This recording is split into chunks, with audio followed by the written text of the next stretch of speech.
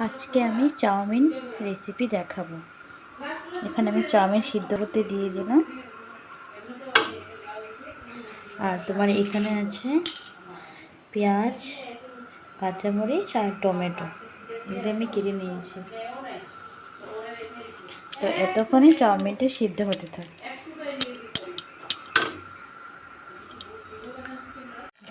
চাউমিনগুলো আমি ধুয়ে নিলাম।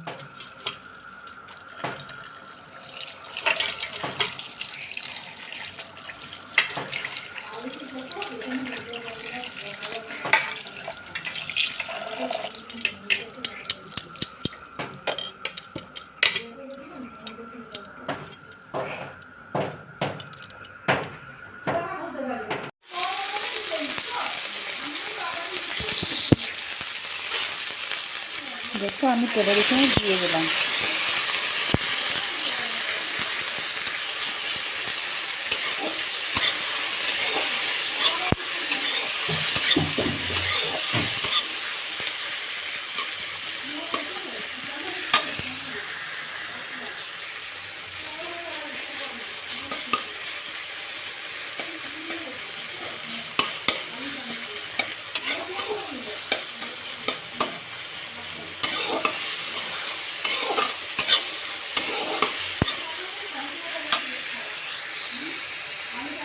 দেখো চাউমিনগুলো আমি এখানে দিয়ে দিলাম।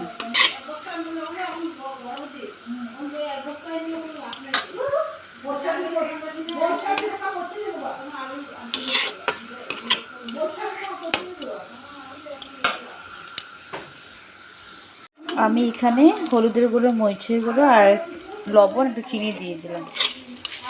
এটা আমি